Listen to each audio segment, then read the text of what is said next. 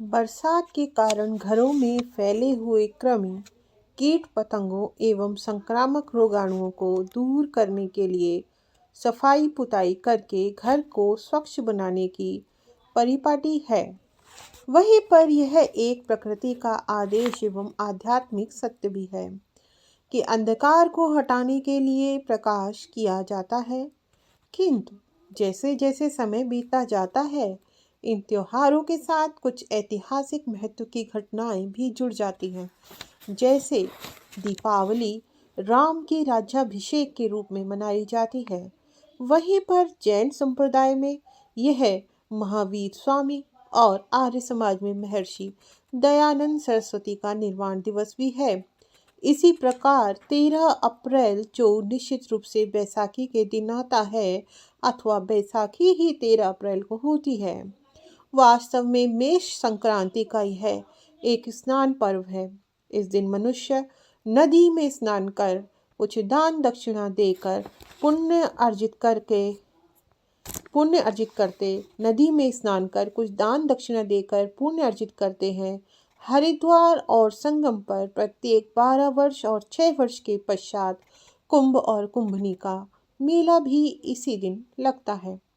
परंतु जैसे जैसे समय बीतता गया, इस पर्व के साथ इतिहास और राजनीति की महत्वपूर्ण घटनाएं भी जुड़ती गईं। जैसे पंजाब में अहमद शाह अब्दाली की हार, सन 1699 ईस्वी में आनंदपुर साहब में खालसा पंथ की स्थापना और निहत्थे भारतीयों पर सन 1919 में अत्याचारी अंग्रेज जनरल डायर की जानलेवा गोली वर्षा, जिसे कत्ले आम भी कहा जा सकता है, भी जुड़ गई। गुरु गोविंद सिंह एक अवतारी पुरुष थे।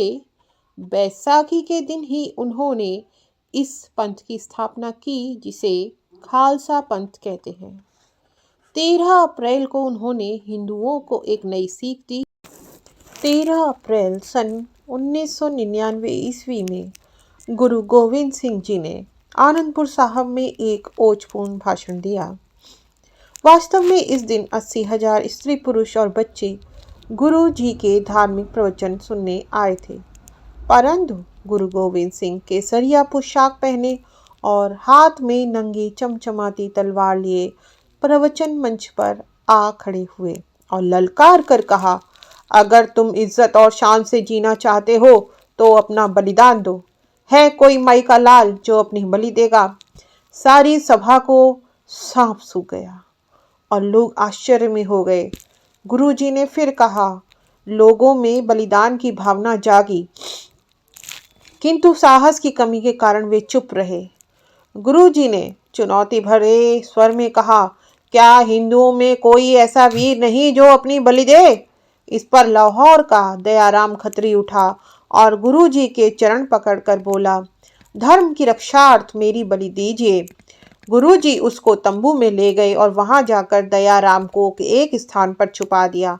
पहले से बनी योजना के अनुसार उन्होंने 5 बकरों में से एक बकरे का सिर धड़ से अलग कर दिया और खून से सनी तलवार लिए हुए फिर मंच पर आए और शेर की तरह गरज कर कहा, और बलि चाहिए। इस पर दिल्ली का धर्मदास जाट आया।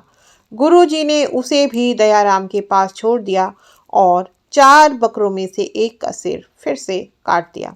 बाहर बैठे हुए सब लोग यही जानते थे कि गुरुजी ने दयाराम खत्री और धर्मदास जाट का सिर काट दिया है।